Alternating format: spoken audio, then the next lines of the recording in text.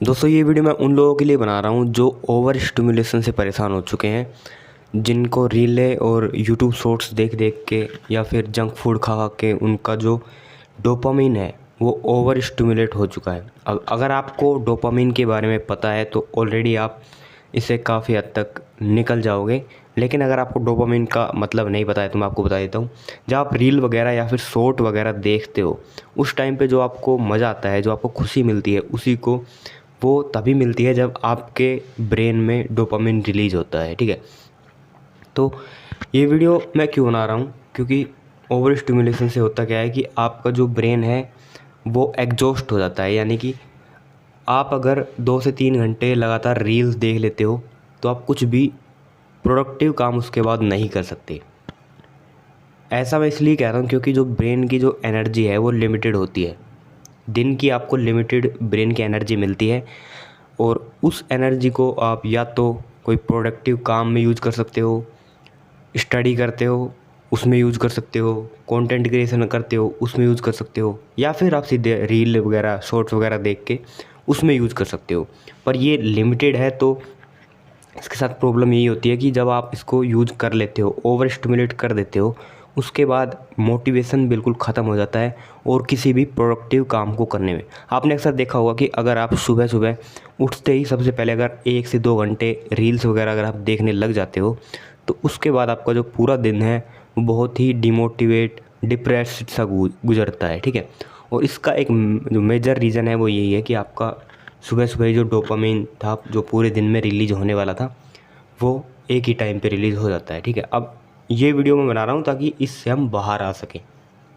तो सबसे पहला जो आपको काम करना है कि सुबह उठते ही आपको अगले 2 घंटे के लिए या 1 घंटे के लिए आपको मोबाइल को नहीं छूना है। ठीक है, अलार्म वगैरह आप लगाते हो अगर उठने के लिए तो वो ठीक है, उसको काट के आपको साइड में रख देना है मोबाइल को, और अगले 2 से 3 घंटे के लिए आपको मोबाइल यूज़ नहीं करना है। ठीक है, इससे बहुत हद तक आप रील्स वगैरह नहीं देखोगे तो सुबह आपका काफ़ी पीस में जाएगा, अच्छे से जाएगा, तो और टाइम आपको मिलेगा। और अगर आप शुरुआत अच्छी करते हो, अपने दिन की डे की अच्छी शुरुआत करते हो तो इसके बहुत ज़्यादा चांस हो जाते हैं कि आपका जो पूरा डे है, जो पूरा दिन है आपका, वो काफ़ी अच्छा जाने वाला है।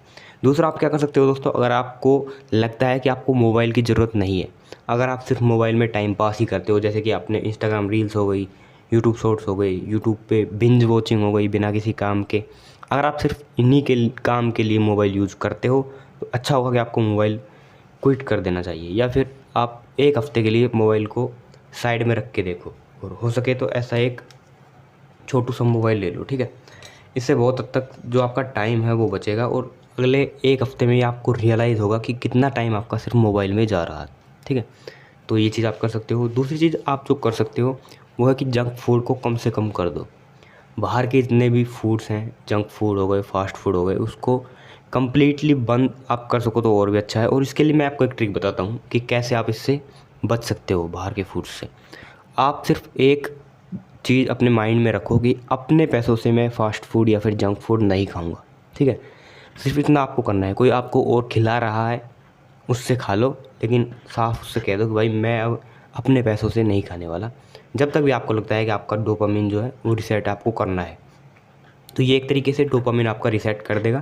सुबह सुबह अगर आपके पास कुछ भी काम नहीं होता है तो आप बुक्स रीड कर सकते हो। ठीक है, काफ़ी अच्छी चीज़ है। आप अगर आप एकेडमिक्स में हो, मतलब स्टडी कर रहे हो वैसे एकेडमिक्स, तो उनकी बुक्स पढ़ लो। और अगर आप वैसे कुछ भी पढ़ना चाहते हो तो ऑनलाइन आप मंगा सकते हो बुक्स वगैरह, अगर आपके पास है, जो जो भी आप पढ़ सकते हो। टेक्स्ट बुक आपको पढ़ना है, ठीक है, ये चीज़ आप कर सकते हो। उसके बाद ये चीज़ें आपने कर ली, आप आपके दिन में अगर आपको टाइम मिल रहा है तो आप वर्कआउट भी कर सकते हो। इससे भी आपका जो नेचुरल डोपामिन है वो रिलीज़ होगा। और अगर आपने ये 2 से 3 हफ्तों के लिए कर लिया तो आपका जो डोपामिन का बेस लेवल है, जो लेवल है वो बेस लाइन पे आ जाएगा। ठीक है, एक लेवल होता है कि जब उस पे होता है, उस लेवल पे जब आपका डोपामिन होता है तो आपको नॉर्मल लगता है सब कुछ। ठीक है, ना ज़्यादा एक्साइटमेंट होती है, ना ज़्यादा डिप्रेस आप होते हो।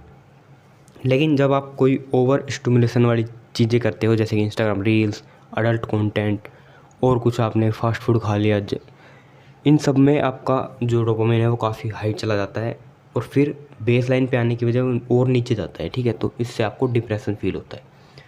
तो ये चीज़ें आप कर सकते हो।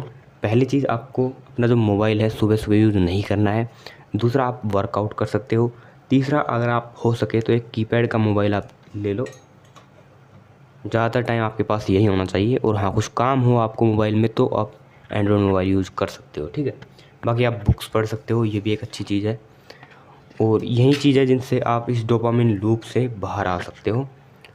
और अगर आप ये 1 मंथ के लिए कर लोगे तो उसके बाद आप सारी चीज़, आप क्लैरिटी आ जाएगी और सारी चीज़ आप खुद से ही, जो भी आपको आपके लिए ठीक नहीं होगा वो आप खुद से ही छोड़ दोगे इसको, ठीक है। तो यही वीडियो था आपको बस बताने के लिए, क्योंकि मैं भी ये चीज़ फॉलो कर रहा हूँ और इससे काफ़ी हद तक जो ब्रेन है वो आपका वापस आ जाएगा, यानी कि डोपामिन लूप से आप बाहर निकल जाओगे।